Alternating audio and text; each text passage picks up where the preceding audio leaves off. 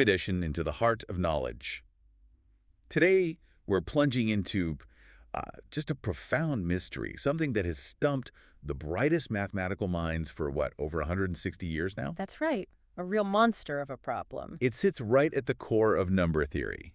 But, its tendrils seem to stretch into the most unexpected corners of science. It kind of hints at this hidden order in the universe. We are talking about the Riemann hypothesis, RH for short. It's one of those huge Millennium Prize problems, right? The ones with the $1 million reward. The very same, $1 million if you can crack it. Okay, let's unpack this then. Because the Riemann hypothesis, it isn't just some, abstract equation on a blackboard. Not at all.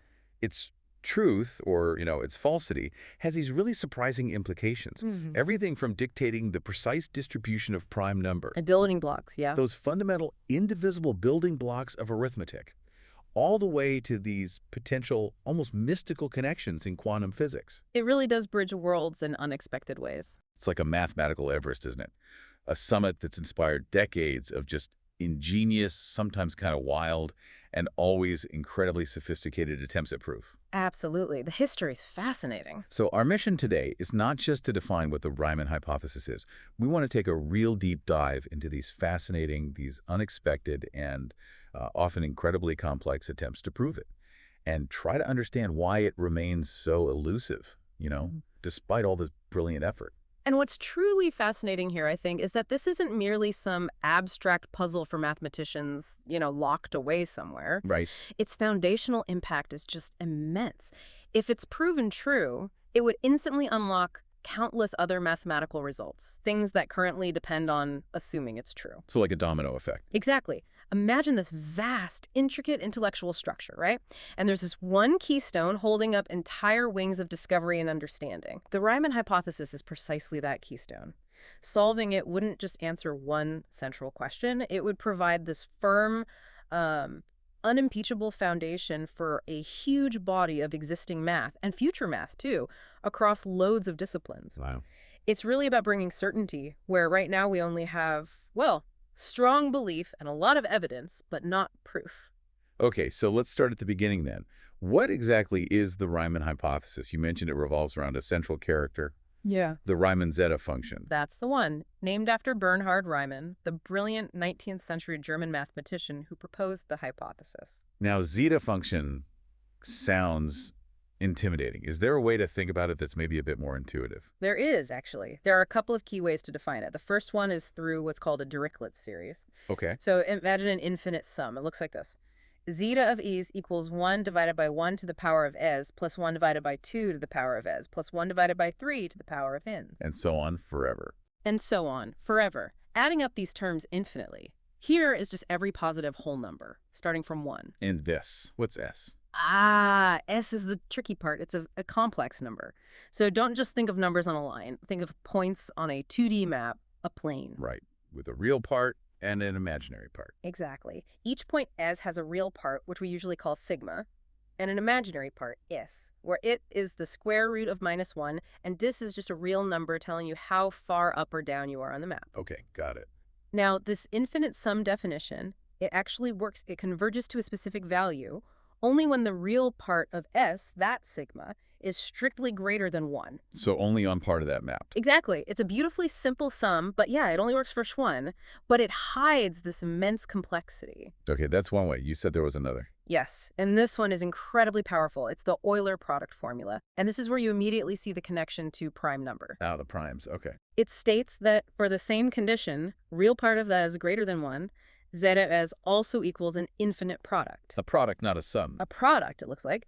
1 minus 1 over 2 to the s, all raised to the power -1, times 1 minus 1 over 3 to the s, power -1, times 1 minus 1 over 5 to the s, power -1. You use all the primes. 2, 3, 5, 7. Exactly.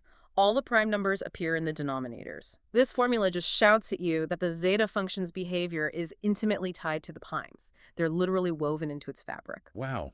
That is cool. So the function itself knows about primes. In a very deep way. And this is where the mystery really starts, because the Riemann hypothesis isn't actually about the function's value itself, or the sum, or the product. It's about its zeros. Okay, zeros, like where the function equals 0. Precisely.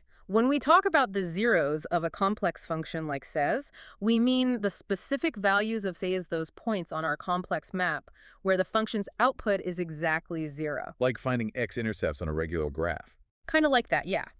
These points reveal really fundamental properties. And for the zeta function, these zeros fall into two distinct categories. Okay. First, you have what we call the trivial zeros. Trivial. Sounds easy.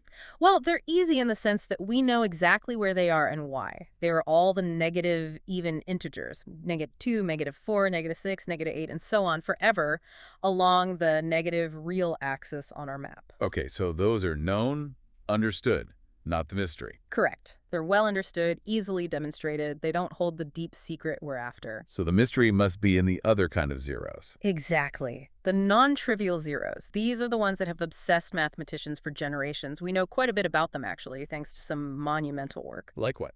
Well, for instance, G.H. Hardy proved way back in 1914 that there are infinitely many of these non-trivial zeros. And crucially, he proved they lie on a very specific vertical line in the complex plane. A specific line. Yes, it's called the critical line. It's defined by the condition that the real part of S is exactly 1/2, so Ren is 1/12. Okay, so infinitely many zeros are sitting on this line. Sigma equals 1/2. We also know something else very important. All non-trivial zeros, wherever they are, must lie within a specific region called the critical strip. The critical strip. What's that? It's the vertical band on our complex map where the real part, sigma, is strictly between 0 and 1, so 0, 1.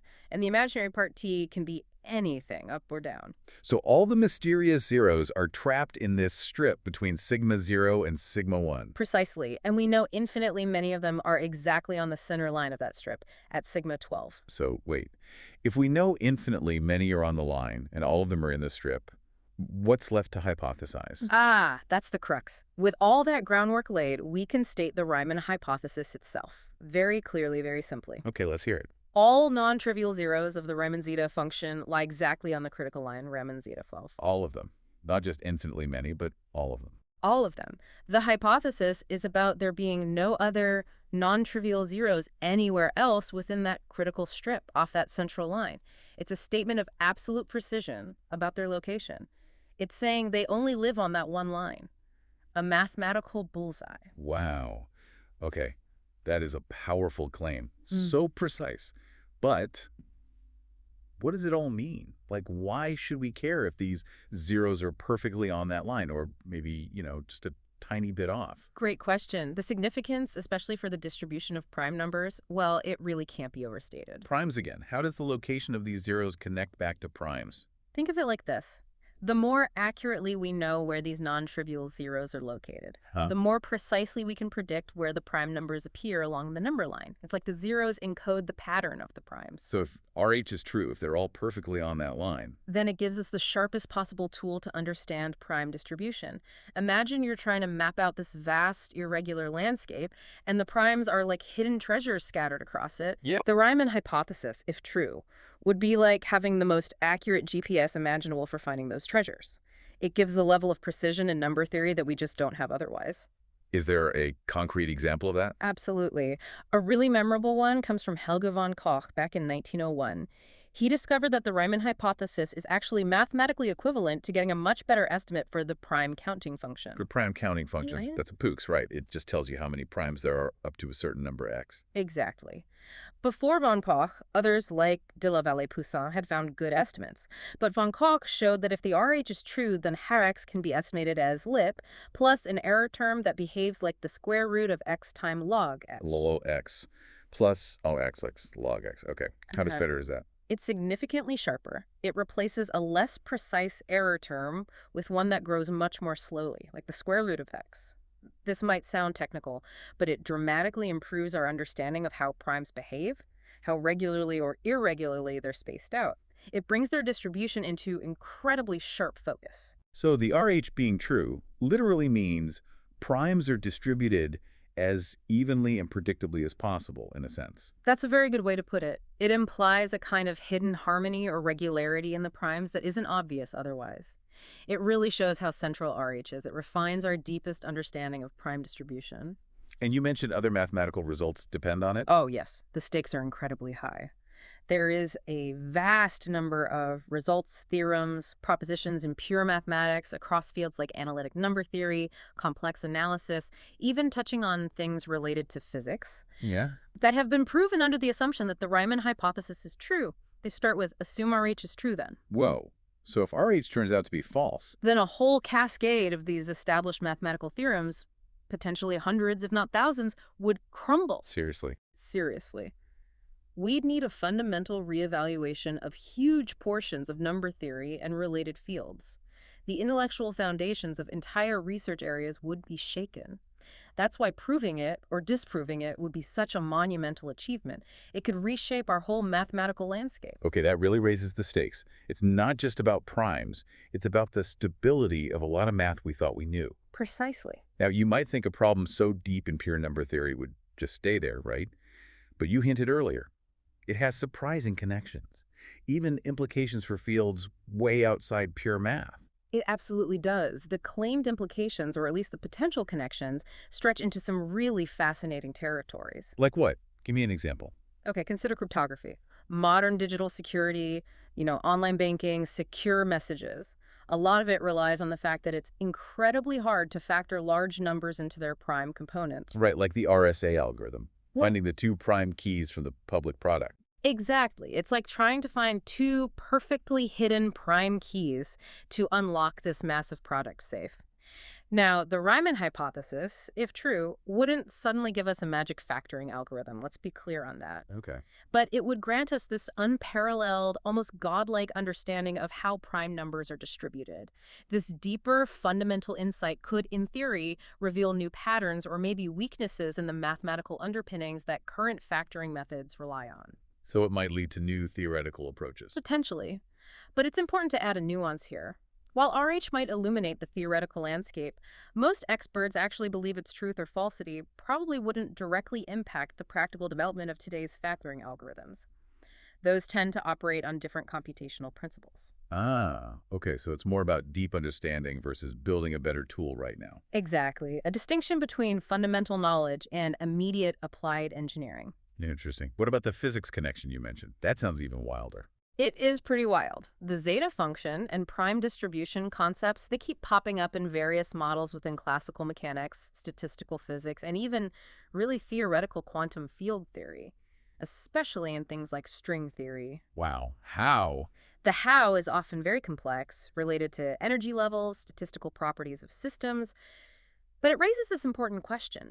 Usually we think of math providing the tools for physics, right? Yeah, math is the language of physics. But here, the relationship might be wondrously reversed. It's possible that quantum physics could actually offer new insights to help us understand number theory itself, maybe even provide a path towards proving the Riemann hypothesis. So physics could solve a math problem. That's the tantalizing prospect. The idea that the universe of numbers might secretly mirror the universe of physics. That mathematical truths could be discovered not just through equations, but by looking for their physical analogs. That's a really compelling idea that's drawn many physicists into this quest, like searching for a grand unified theory, but connecting math and physics. That is absolutely mind-bending. The idea that physics could hold the key. Wow, it really shows this deep, maybe hidden interconnectedness of knowledge. It does. Okay, so we have a grasp of what RH is, why it's important, its connections. Let's dive into the pursuit itself. Decades of relentless effort since Riemann's original paper in 1859, mathematicians have thrown everything at it, right?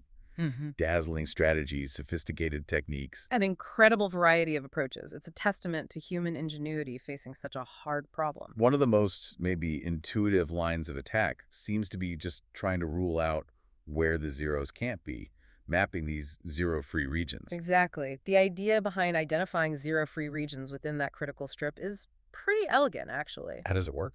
Well, if you can rigorously prove that certain areas inside the critical strip absolutely contain no zeros, then you effectively shrink the space where a hypothetical counterexample to RH could be hiding. It's like systematically searching a huge territory and marking off areas on the map where you know your target definitely isn't. So you narrow down the search. Precisely.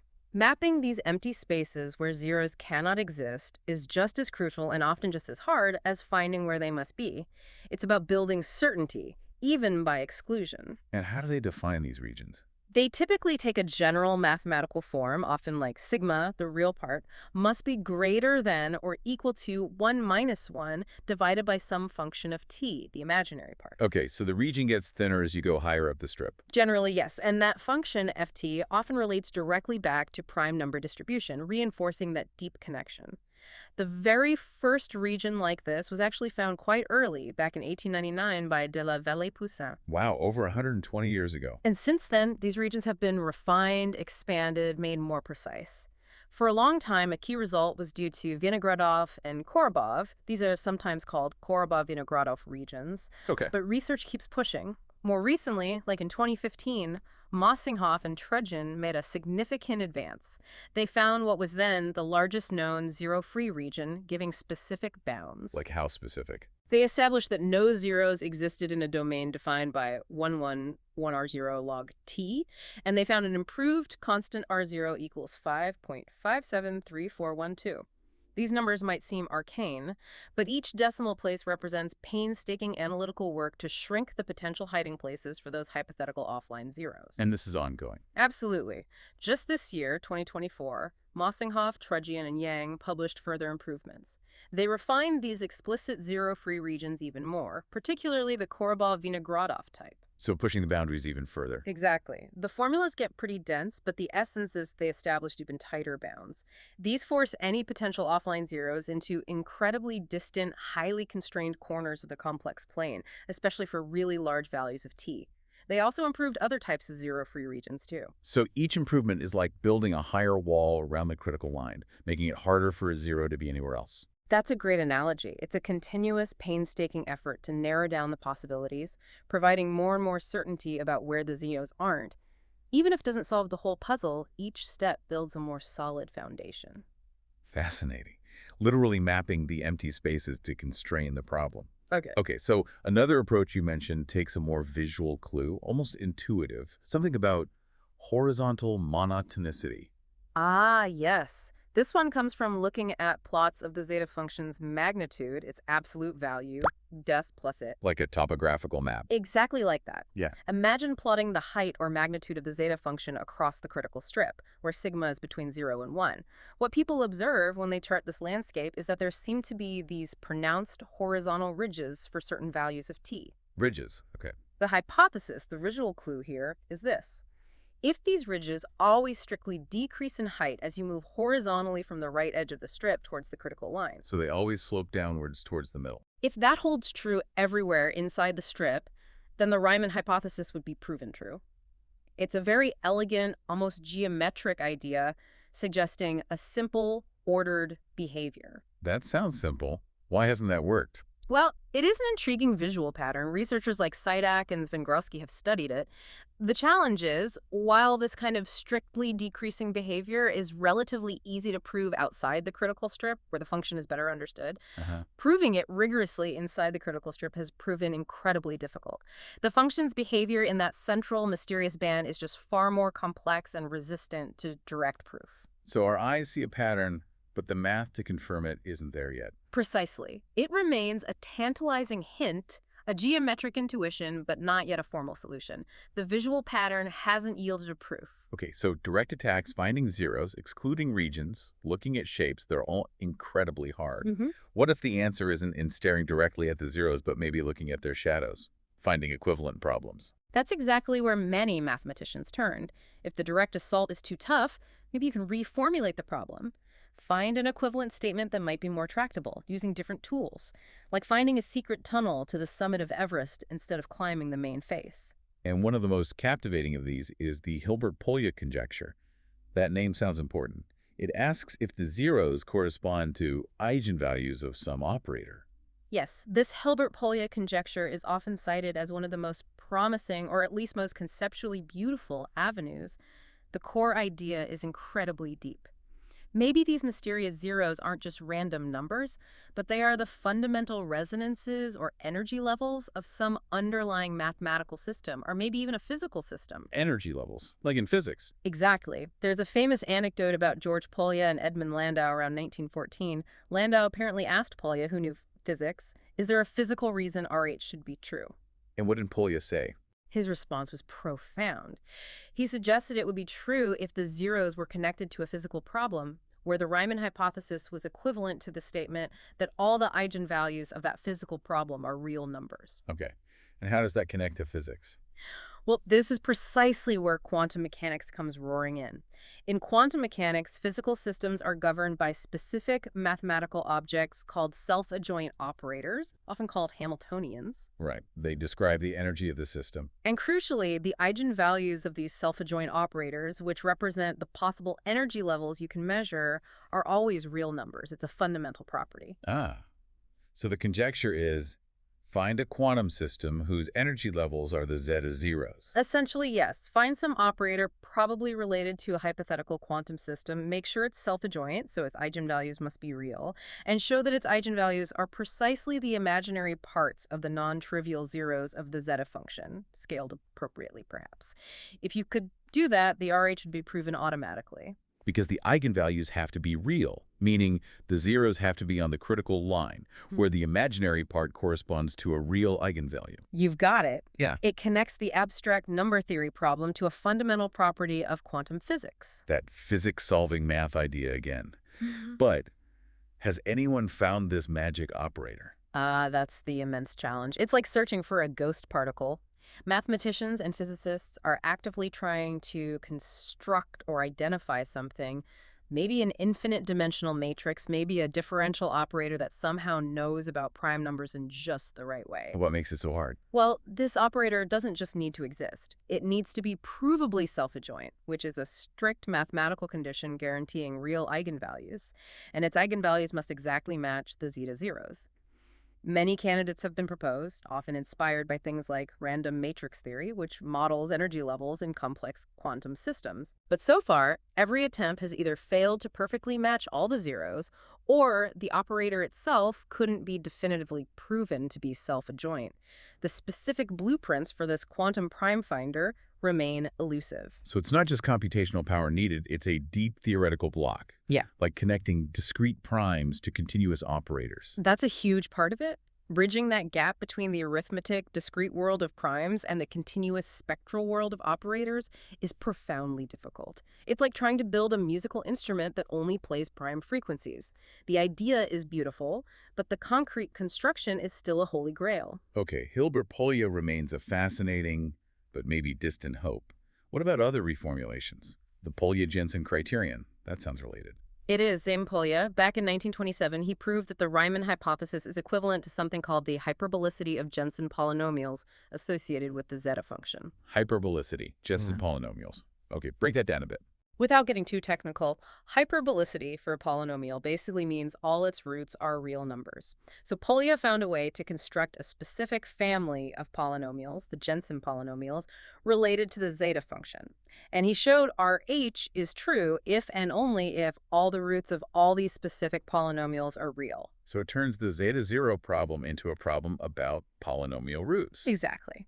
The hope was that maybe proving all these polynomial roots are real would be easier, perhaps using tools from standard polynomial theory. And has that worked?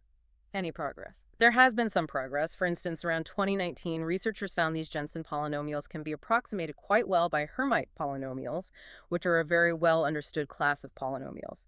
That suggested maybe the tools used for Hermite polynomials could be applied here. Sounds promising, like finding a familiar landmark. Yeah. But the notes say this was initially hailed as a breakthrough, but later seen as not so useful. What happened? Yeah, that illustrates the roller coaster of RH research. The initial excitement was real because it connected RH to a well-studied area polynomial theory. People hoped the standard tools would work. But they didn't? Not easily. The specific Jensen polynomials tied to the zeta function turned out to be exceptionally difficult to handle directly. While they could be approximated by Hermite polynomials, proving the exact hyperbolicity, all real roots, for all the relevant Jensen polynomials needed for RH remained elusive. The fine details, the complexities of these specific polynomials made proving things about their roots just as hard, maybe even harder, than tackling the zeta zeros directly. Right.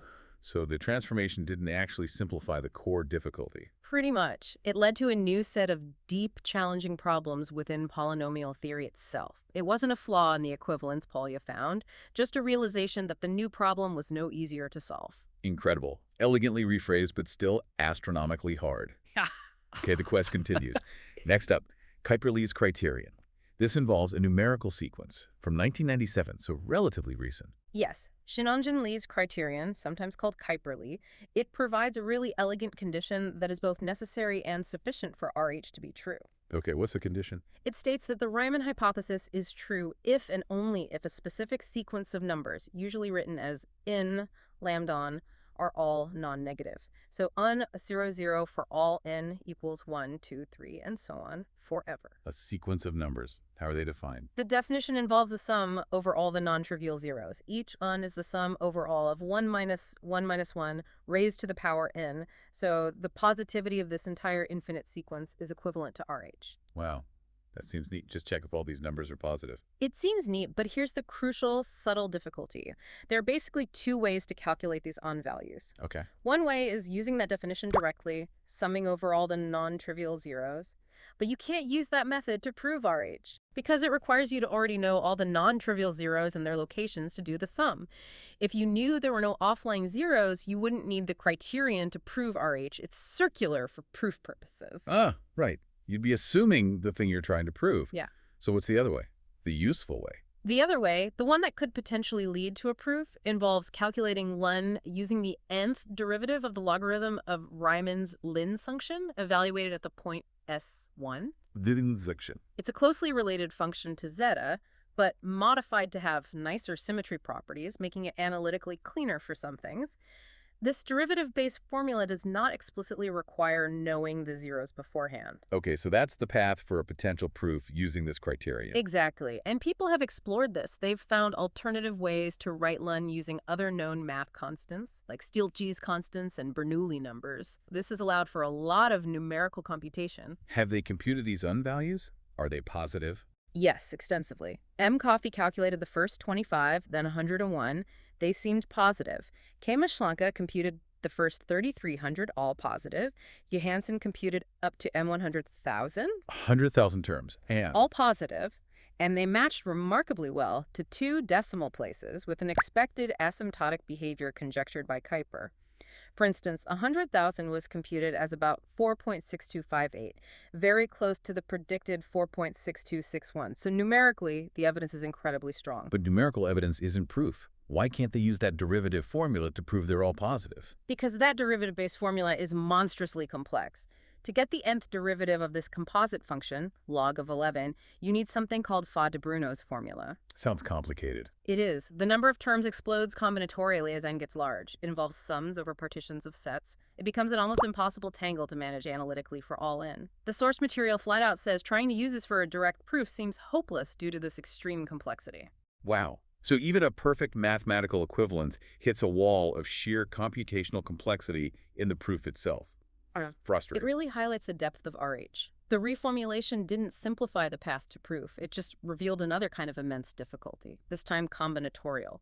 Elegance doesn't always mean tractability. A stark reminder of the problem's resilience. But the quest is unrelenting. Let's jump right up to the present.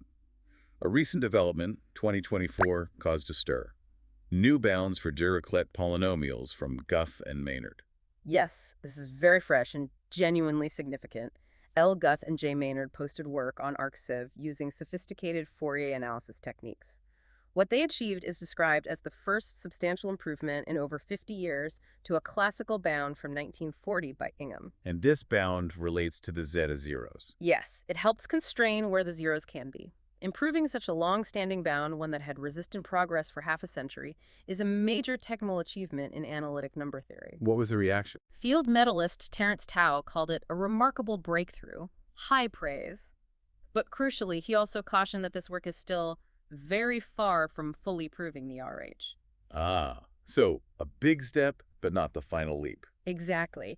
It perfectly illustrates how progress often happens here. It's incremental. Even a remarkable breakthrough pushes the boundary, adds powerful new tools, narrows possibilities, but doesn't necessarily deliver the final proof immediately. It shows just how incredibly hard the ultimate problem is. That sense of incremental progress, building block by painstaking block, that really seems to be the story of our age. Which brings us nicely to the role of computation. We know numbers can't prove an infinite statement like RH is true. Right, checking the first trillion zeros doesn't prove the trillion and first is on the line. But computation offers powerful insights, strong evidence, and sometimes it can even give rigorous proofs for finite but massive ranges. Absolutely. Let's talk about the march of the machines. The sheer scale of verifying zeros. Billions.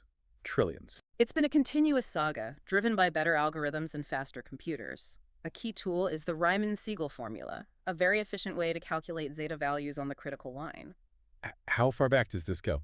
Well, back in 1982, R.P. Brent and colleagues confirmed the first 200 million and one zeros were on the line, up to an imaginary height tap of about 81.7 million. 200 million, that sounds huge already. The numbers just exploded from there. By 2002, S. Wadenivsky verified 10,012. That's 1 trillion zeros on the line. A trillion. 2 years later, 2004, X. Gordon pushed it to 10 trillion zeros. He used a super fast method developed by Odlyzko and Schoenhage. This validated RH up to an imaginary height of about 2.4 trillion. 10 trillion zeros, all perfectly on the line. And Andrew Odlyzko himself did pioneering work computing billions of zeros way higher up, near heights of 1022, just to check the behavior in those incredibly remote regions. How did they manage such huge computations? A major algorithmic breakthrough came from Odlyzko and Schoenhage in 1988. They figured out how to use the fast Fourier transform, the FFT, to evaluate the zeta function at many points much, much faster than before. Faster how? It essentially reduced the computational complexity, the number of steps needed, from something like n squared operations to something closer to n operations, n1 plus epsilon, technically. Yeah. This made testing the first n zeros feasible in roughly n steps, a massive improvement over older methods that took more like n32 steps. This algorithmic leap was revolutionary for numerically exploring the zeros. Incredible. Billions, trillions of zeros, all lining up.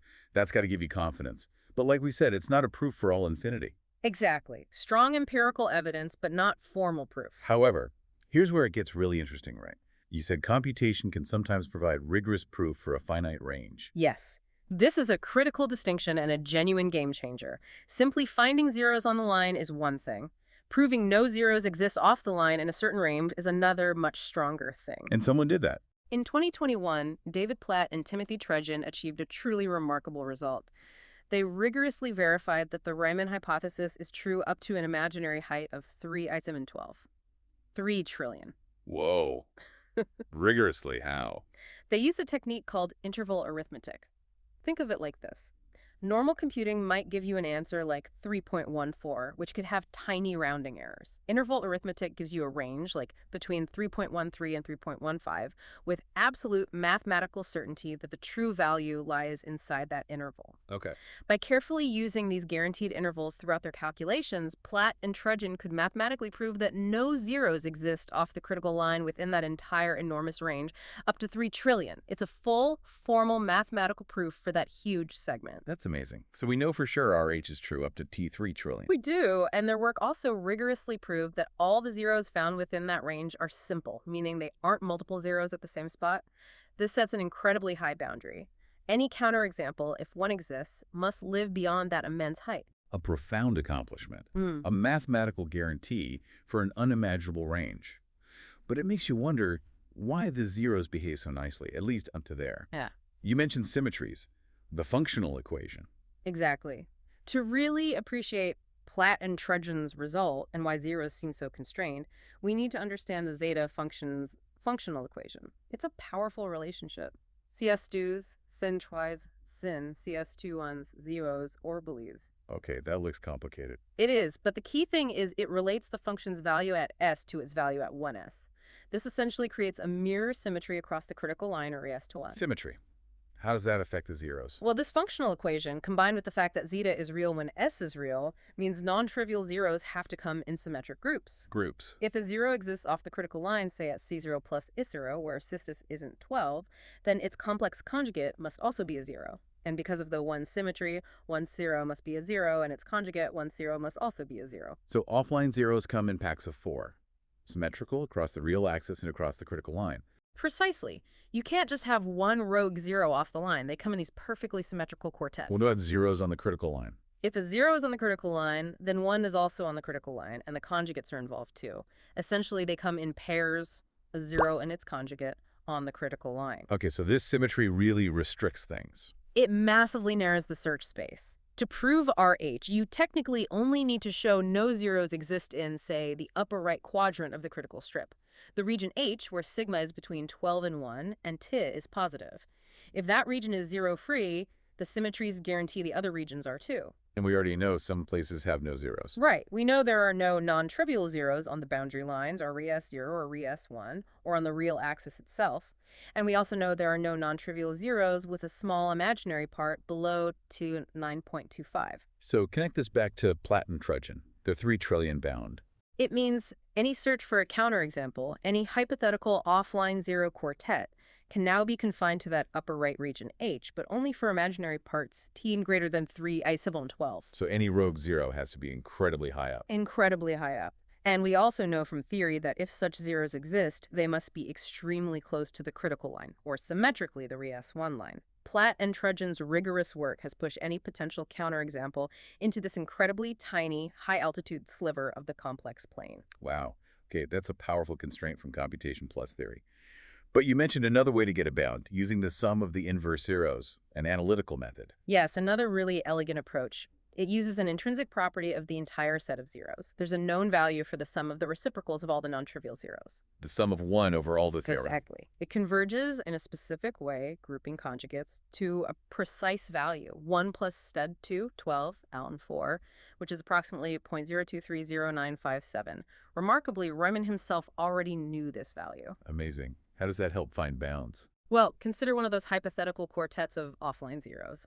S0, S0, 1, 0, 1 to 0, 0.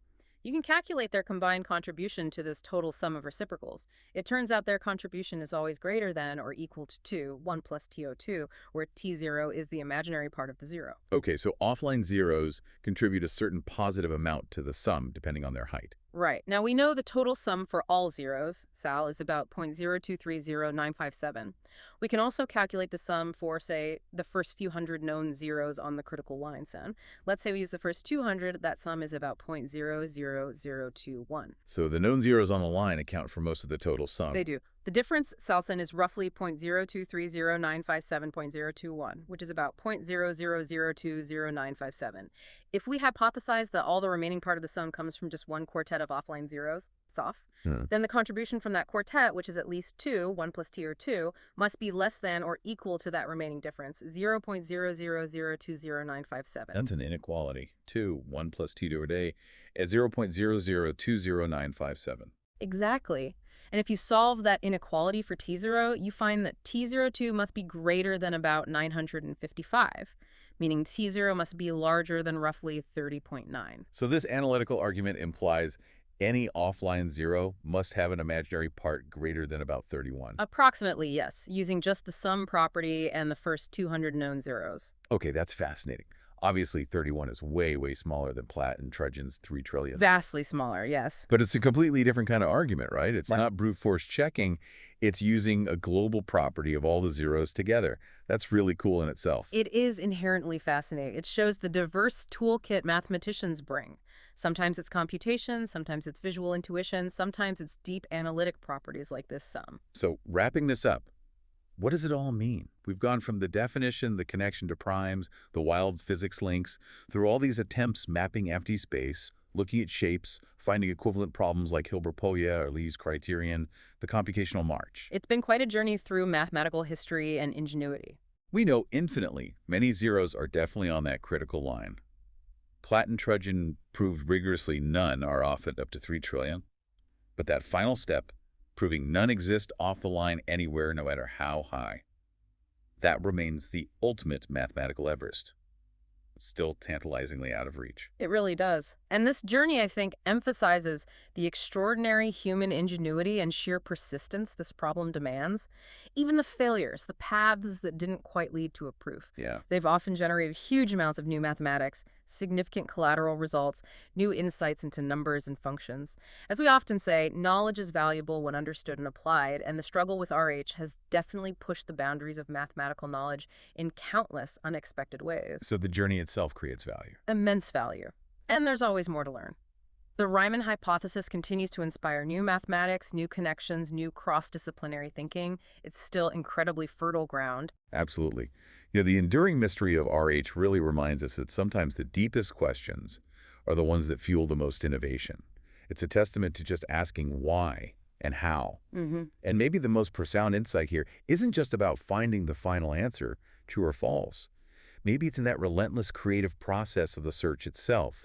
What other amazing connections, what unexpected fields might we uncover if we just keep diving deep into these ancient mysteries, keep exploring the hidden harmonies? A beautiful thought to end on. The quest continues.